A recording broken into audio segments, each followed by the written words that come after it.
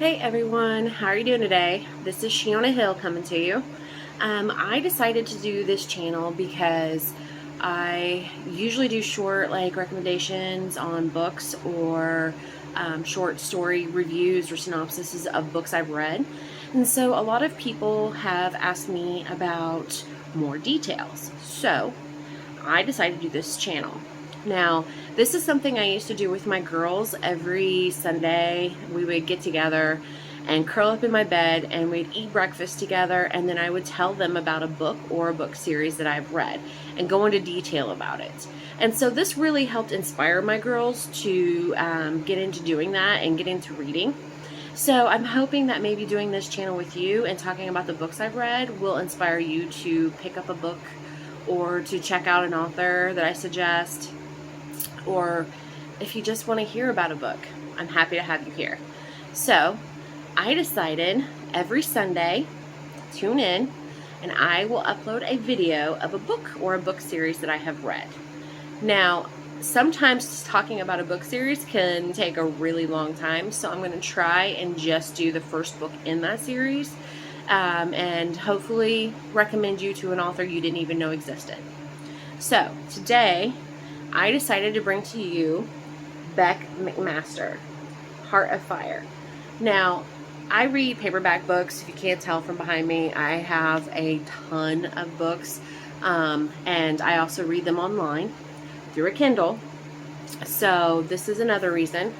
But certain book or certain authors don't always publish theirs in a paperback, so you got to find a way to read it, especially if you're interested in what they write. So this one, I have never read anything of Beck McMasters before, so I was kind of interested to see what her book was about. So I read this one and I fell in love with it. So this is about a Drakey prince, and for mortals, Drakey means a dragon. Now, the Drakey prince was exiled from the Drakey court because they believed he killed his father, the king, which he was adamantly telling them he did not kill his father. He loved his father. And he knew that his mother, she was just this evil, manipulative woman, or Drakey. She had something to do with it, but he had no proof. And so, because he was royal blood and a Drakey, they exiled him. So he left the court and left the rest of his family behind and went to his exile, which was in the northern part of Norway area, from what I can tell, and it was underneath a volcano. So thousands of years previously, Drakeys and mortals came together and made an oath that if the mortals left out a tithe every month for the Drakey promised not to invade their towns or take what they wanted. And so this tithe once a month was, a goat, a sheep, a cow, whatever, to feed them. And so this one Drakey, where the Drakey prince was, Rurik, his town decided, we're not going to pay the tithe no more. We're tired of it. We don't want to do it no more. So, of course, when the Drakey wakes up and realizes he's not getting his tithe for the last few months, he gets mad. So, of course, these town people, and especially this one that was a slime ball, in my opinion, that decided this, he was the wealthiest one in that town, didn't tell Frasier. She was a young, single woman that was taking care of her elderly, blind, and sick father. So, they decided they didn't tell her. Well, they should have, because she lived in the outskirting area closest to Rurik's lair. And so she was already having a hard enough time surviving and taking care of her blind father that was ill, because, no one wanted to deal with her. No one wanted to work with her on selling her extra crops or exchanging things for, more, animals or whatever she needed to survive, because the slime ball kept telling everybody these rumors about her, like she was a witch or she was a devil spawn, because she had two different colored eyes. He wanted to make her to the point where she had no recourse but to come crawling to him for help, because he wanted her, and she'd already told him no. She didn't want anything to do with him, and that just made him mad. So he decided this is his way to get even. Well, he didn't tell her that they stopped paying the tithe. And so here she is, worried how she's going to survive the winter, taking care of her father. They were already just basically living off of vegetable broth with no protein, no meat. And she had one ram to help, keep the rest of the sheep that she had, keep them going and producing more, so that way they can try and survive. Well, Rurik, the Drakey, he didn't know. He swooped down. She was the closest. He took her, he stole her ram right in front of her. Right in front of her. Because the mortals owed him his tithe. She did not know any of this, and she was so upset. She just was infuriated that this was her last chance of survival, was her last ram to help keep producing more, and this dragon just stole it. Well, she wasn't going to have that. No. She decided, I'm going to go face him. So she grabs her bow and arrow, makes sure her father's tucked into bed so he doesn't know what's going on, and storms up to the Drakey's lair, which, of course, everybody knew where his lair was, but nobody went there. They knew better. She didn't care. She was mad. So she storms up there to try and get her ram back. Well, little did she know, the Drakey already ate it. He was hungry. It's been a couple months. He was famished. And she tried to, think that she was going to take on this Drakey, and this Drakey thought it was humorous that this little female would come up here into his lair and demand for her ram. And so she tries to lash out at him, and he says, "You think you're going to come in here and harm me? Really?" Well, she ends up trying, but she ended up using her hidden powers that no one knew that she had, because her mother told her, "Don't let anyone know that you have these." Well, she just didn't care. She lost it. Well, it didn't do any damage to the Drakey, but the Drakey knew that she was something different. She wasn't just mortal. She was something else. Well, she just breaks down and basically tells him that how's she going to survive after he took her last ram. I mean, her and her father were going to starve to death. They don't have anything, She can't get any help in the village. She was just a wreck, and broke down right in front of him.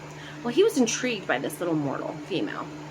So this Prince Rurik decides here, and he slides over some gold because, even in his time, Drakeys loved sparkly things, including some with gold. So he gives her some gold, which would definitely take care of her and her father for many years to come. And says, "There's an agreement that I will give you this to pay for the ram I ate, but I will let you leave this lair alive as long as you promise to come back." So once a month was the agreement that she had to come back and just to talk to him, because he was intrigued by her. Of course, there was all these myths going around that Drakey could, change to mortal form, but they were all myths. Well, that myth was true, and she did not realize that. So she goes into this bigger city to buy the things that her father and her needed to survive, along with another ram, so that way they had something a little more to survive on for the winter. So while she's there, she sees this big ship coming, and they're trying to offload this huge baluster thing. And everybody in the whole town is all crowded around the shoreline to see it and see him. And she finds out from there that he's the dragon slayer. That's why they quit paying the tithe. The slime ball had him come to dispatch them of their dragon, so they don't have to do it anymore. Well, little did she know that the new stranger that she also met besides this dragon slayer was Rurik in human mortal form. So he's very beautiful, even in mortal form, but yet she's always got these shields up. No one's gonna cross these shields. She's been tormented, and basically, guys coming to her asking her to be their leman, their whore, and she was just never going to have it. She had these shields firmly in place, and so he was trying to get to know her this whole time. Well, after she leaves, and the dragon slayer introduces himself to Rurik, and of course Rurik, the dragon slayer, not knowing that he's actually the dragon, finds it humorous to think that he was actually going to kill him, and so of course he's picking on him for it. Well, she ends up going home, and her father, not knowing anything that's going on at this point, he just knew that she had to go into town for supplies. Before she even gets home, there's the stranger, Rurik, telling her father and talking to him about how he's writing a book on dragons, and that's why he's new into town. And of course, she hasn't told anybody at this point that she's actually met the dragon. So her father, actually says, you can stay with us. He knows that, since she's a single woman, he can't stay in the home. So he stays in her barn. Well, she's like, if you're going to stay, you're going to earn your keep. So she keeps the prince, Rurik, into taking care of helping her with the farm and baling hay, or throwing hay off and feeding the animals, mucking out stalls, you name it. She had him doing this. The whole time he's trying to woo her because he's interested in her and wants to know more about her. Well, this dragon slayer is, bringing up this huge uproar in town because he's already killed 3 dragons. But what he doesn't know is they were actually rims. Now, these rims were like a smaller version of the Drakey. They were like off cousins to them, so they were much smaller. They weren't real Drakeys. Now, real Drakeys have extra powers. Some of them can control storms, some of them control lightning, some of them control, different things.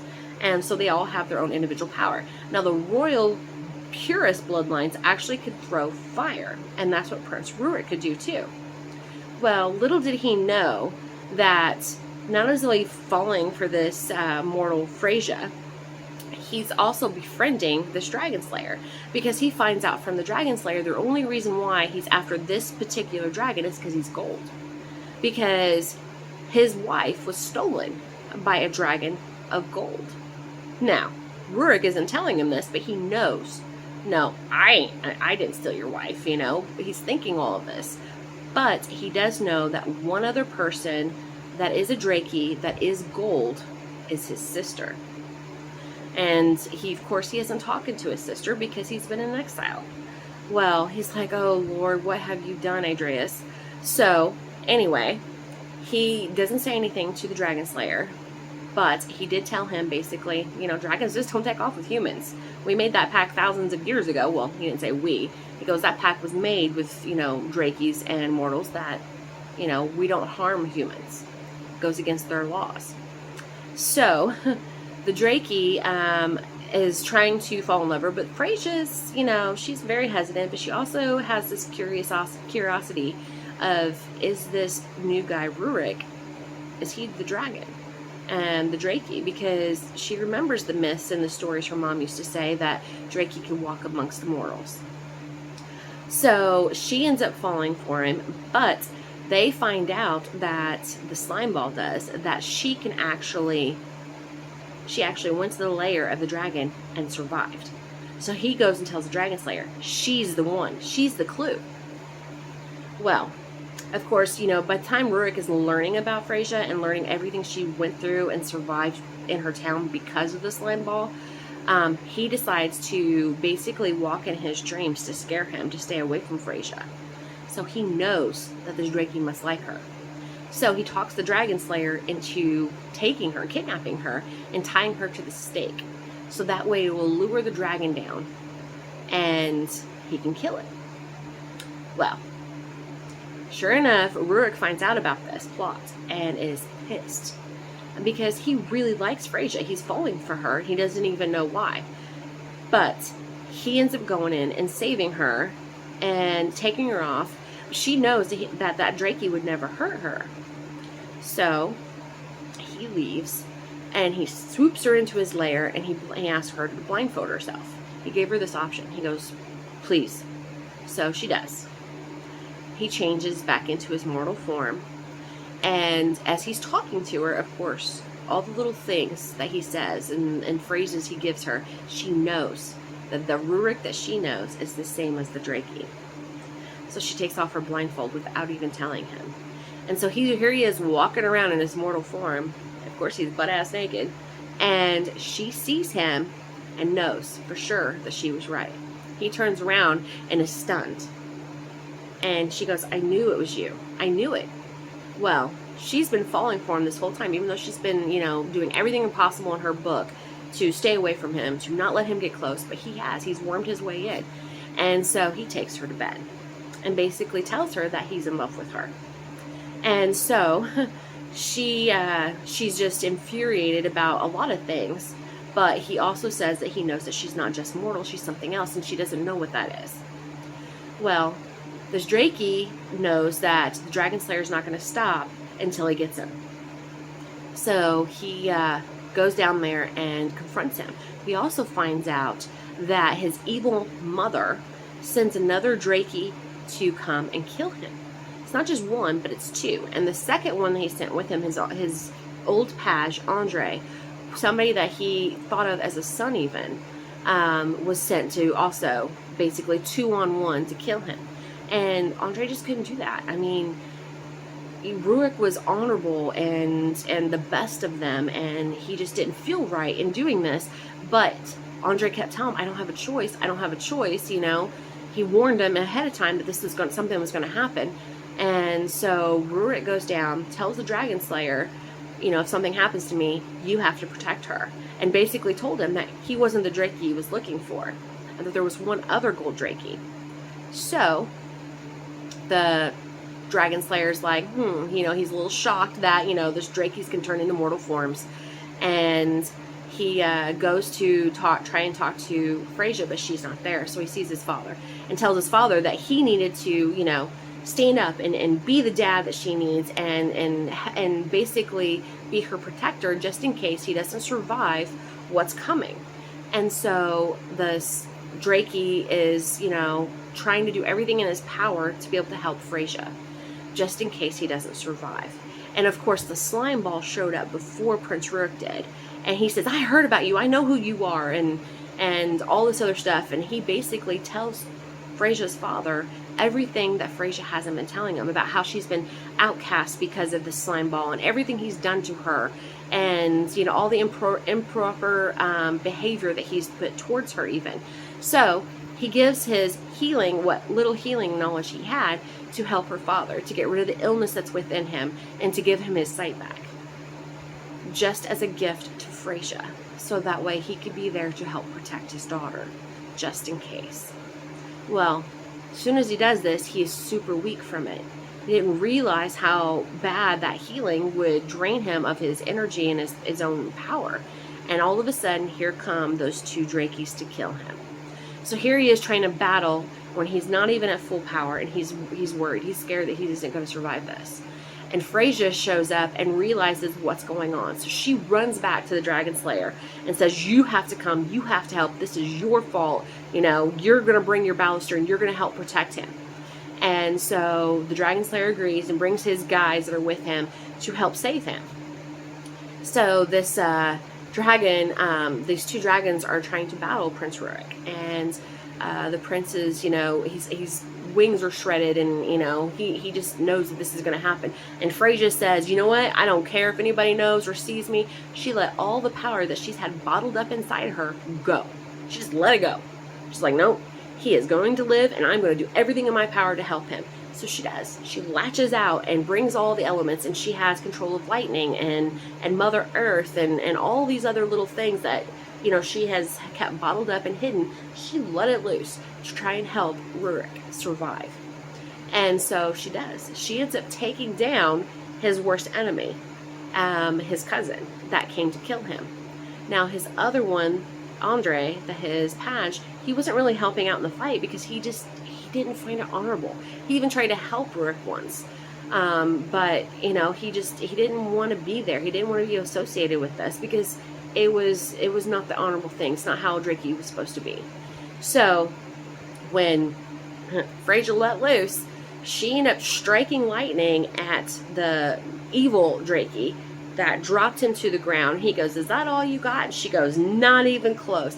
She opens up the earth, and the Drakey falls into it, and she closes up the earth around him and killing him. So basically, here's Rurik.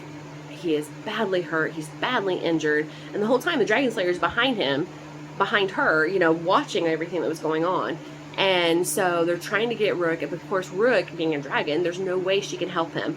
So Andre, his old page, and he has to switch and use the last of his energy to switch into mortal form.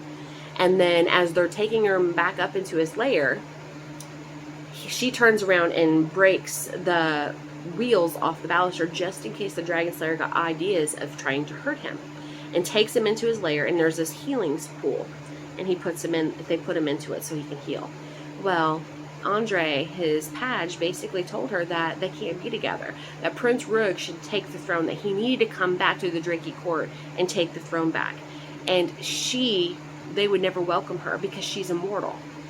And that, that's the only chance for their Drakey court to survive. And everything evil that his mother was doing, he had to have another Drakey to stand by his side to make it happen. So even though she loved him more than anything, she left because it was for him. He was the Drakey prince, and if he wasn't going to be accepted and back in court because of her, she couldn't stand there, couldn't stand in the way. So when Rurik woke, and of course this is almost a week later when he finally woke from his healing sleep, Andre was still there. And Andre told, and he goes, "Where is she? Where is Freyja?" And he says, I had to tell her the truth. You have to come back to court. And he goes, "I will not return. She is my twin flame." See, in Drakey history, they believed that when the Mother Chaos, basically, Tamanti, I think is how it's pronounced, when she was killed, her last remaining of her soul was what created these dragons, these Drakey. And so she told them that they would always yearn for the other half of their soul, their twin soul, until they found it. And they would know it when they met them. And Prince Rurik, of course, Freyja was his other half of his soul, his twin. And so he says, no. He says, I don't care if they don't want me or not. I'm not going back anyway. There's no way I can beat my mother by myself. I would have to have an army behind me to be able to do it. But I'm not giving up Freyja. She is my other half. She is my twin flame. So Andre leaves, and he begs Andre not to leave, because if he does go back and his father, or his uncle, since his father's dead, his uncle and his mother, evil mother, find out, that Andre will be killed. And he goes, I have to, or they'll kill my own mother. So Andre leaves, and he goes in search of Freyja, and basically tells Freyja, you're my other half. I will not live without you. Even though she tells him that she cannot stand in his way, and he goes, you're not. He goes, because you are my other half. I will not move. I will not live on without you in it. So they ended up coming and becoming mated. And of course, this dragon slayer is still left with a lot of questions. And at the end of it, Rurik finds him again and tells him, now, I'm going to give you the clue you need to find your wife. There's only one other golden Drakey that is out there besides myself. He goes, and that is my sister, Andreas. Now, you must know that she didn't steal your wife. It sounds like your wife is Andreas. Oh my god, the Dragon Slayer. The guy that's killed 3 dragons didn't even realize he was married to a Drakey. He was infuriated, and his goal was to find her. Now that is book 2. So, I hope you enjoyed this. I didn't go into every detail, but I loved it because it had so many different plot twists in this book and in this series. Because like I said, I've read this whole series, and it is an amazing series. Now, of course, McMasters is making me wait until January to get book 5, but I really hope that you'll enjoy this if you decide to pick it up and read it for yourself. And I hope this inspires you to pick up any book and read and share it with me and what you think of yours. I hope you have a wonderful